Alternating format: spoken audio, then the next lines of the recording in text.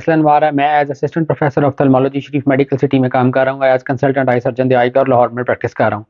आज जिस टॉपिक को हम एड्रेस करने जा रहे हैं उसको कहते हैं शुगर से मुतासरा पर्दे का इलाज बजरिया लेज़र, यानी लेज़र या इंजेक्शन की मदद से शुगर से मुतासरा पर्दे को हम कैसे ट्रीट कर सकते हैं। देखें, जो पेशेंट्स इंसुलिन थेरेपी पे होते हैं या जिनकी डायबिटीज़ को 10 साल या 15 साल से ज़्यादा का अरसा हो चुका है, वो अपना एक टेस्ट जिसको हम फंडोस्कोपी टेस्ट कहते हैं वो करवाते हैं। उसमें उनको पता लगता है अचानक से कि उनके पर्दे पे काफ़ी ज़्यादा डायबिटीज़ का इफ़ेक्ट आ चुका है, जिसकी वजह से उसके उनके पर्दे के ऊपर हैमरेजेस, छोटे-छोटे रेड कलर के स्पॉट्स डेवलप हो चुके हैं या पर्दे में सोजिश आ चुकी है। ऐसे मरीज़ जिनको डायबिटीज़ की वजह से पर्दे पे सोजिश आ जाती है, उसका ट्रीटमेंट करना बहुत ज़रूरी होता है, क्योंकि अगर आप उसको पुराना या उसको लंबा करते जाएँगे तो उसकी वजह से जो पर्दे की फंक्शनल एरिया है उसके उस वो डेड होना शुरू हो जाएगा और उसमें मैकुला के एरिया के ऊपर थिकनिंग आना शुरू हो जाती है, यानी सोजिश पुरानी होना शुरू हो जाती है और उसकी वजह से नज़र दोबारा बहाल करना मुमकिन नहीं रहता,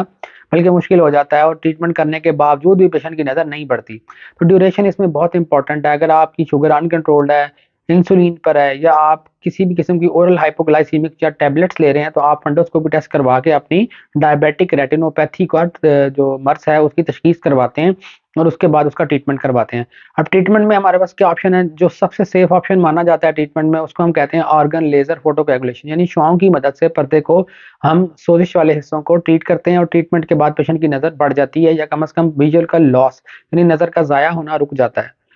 दूसरा ट्रीटमेंट का ऑप्शन जो आता है वो जिसको कहते हैं एंटी वेजेफ इंजेक्शन, यानी टीकों की मदद से आँख की सोजिश को या आँख की ब्लीडिंग को हम सेटल करते हैं।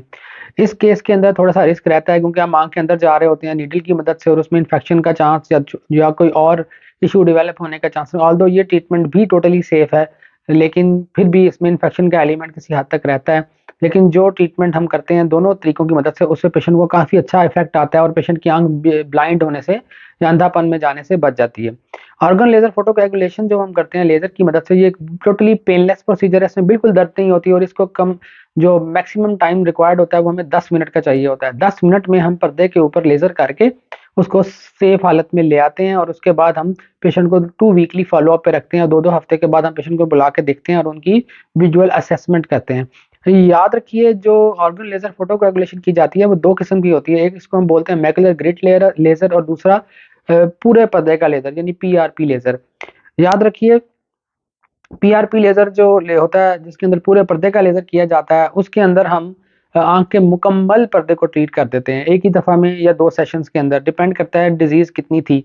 और दूसरा जो मैकुलर ग्रेड है उसमें सिर्फ़ वो हिस्सा ट्रीट किया जाता है जो नूर वाला हिस्सा होता है, जिसके ऊपर नज़र पैदा होनी है। वहाँ पे अगर सोजिश ज़्यादा है तो हम उसको ट्रीट कर देते हैं और उसकी वजह से पेशेंट की नज़र ज़ाया होने से बच जाती है या इम्प्रूव हो जाती है। तीसरा ट्रीटमेंट का ऑप्शन आता है जो आजकल हम बहुत ज़्यादा कर रहे हैं, जिसमें जो केसेस शुगर के पुराने हो चुके हैं, जिन्होंने लेज़र भी करवा लिया, जिन्होंने इंट्राविट्रियल एंटी वेजेफ इंजेक्शंस भी लगवा लिए, उनको हम एक और इंजेक्शन जिसको स्टेरॉयड इंजेक्शंस कहते हैं, हम वो लगाते हैं। ये सुप्राक्रोइडल रूट से लगाए जाते हैं। इसके अंदर हम जो हमारा टारगेट होता है वही होता है कि जो पुरानी सोजिश थी आँख के अंदर या पुराना केस जो बिल्कुल भी किसी ट्रीटमेंट से या किसी भी मेथड से इम्प्रूव नहीं हो रहा, उसका एडिमा या उसकी सोजिश, तो हम ये टीका लगा के, स्टेरॉयड का टीका लगा के हम उसकी विज़न को बढ़ाने की कोशिश करते हैं। इसके साथ हम मोस्टली लेज़र को ऑगमेंट करते हैं ताकि जो बचा हुआ पर्दा है जिसमें नूर अभी मौजूद है उसके फंक्शन को बढ़ाया जा सके और नज़र को दोबारा से इंक्रीज़ किया जा सके। जो ऑर्गन लेज़र फोटोकोएगुलेशन हम शुगर के मरीज़ों में करते हैं, इसके अंदर जो सबसे इम्पोर्टेंट चीज़ जो आपको पता होनी चाहिए वो ये है कि इसके अंदर हम सेशन वाइज़ भी करते हैं। सेशन वाइज़ का मतलब है कि जितना पर्दा इफ़ेक्टेड था पहले सेशन में हम उतना पर्दा ट्रीट करते हैं और उसके बाद पेशेंट को भिजवा देते हैं। सेकंड सेशन अगर ज़रूरत हो तो करते हैं और अगर ना ज़रूरत हो तो हम उसको अवॉइड करते हैं, बल्कि आगे के लिए छोड़ देते हैं कि अगर दोबारा पेशेंट को ये डिज़ीज़ डेवलप हुई या बढ़ी तो हम उस वक़्त इस प्रोसेस को यूज़ कर सकें। तो आप में से जो पेशेंट जिनको डायबिटीज़ है वो अपना फंडोस्कोपी टेस्ट करवा के अपनी असेसमेंट करवा के, अगर उनको डायबिटिक रेटिनोपैथी या मैकुलर एडीमा डेवलप हो चुका है तो वो अपना ट्रीटमेंट करवा सकते हैं, जिसमें हम ऑर्गन लेज़र फोटोकोएगुलेशन करते हैं और ऑर्गन लेज़र फोटोकोएगुलेशन के साथ हम डिज़ीज़ की प्रोग्रेस को मुकम्मल तौर पे रोक देते हैं और रोकने के बाद उसको फ़ॉलो-अप्स पे रखते हैं ताकि वो इम्प्रूव कर सके या उसकी विज़न जो ज़ाया हो रही थी वो बच जाए, ताकि बाकी ड्यूरेशन उसका विजुअल लॉस के बगैर गुज़रे। तो होप आपको इन्फॉर्मेशन काफ़ी मिल गई होगी इस वीडियो से कि जो डायबिटीज़ वाले पेशेंट हैं वो अपनी डायबिटिक रेटिनोपैथी का लेज़र ज़रूर करवाएँ ताकि उनकी विजुअल लॉस को बचाया जा सके। Thank you.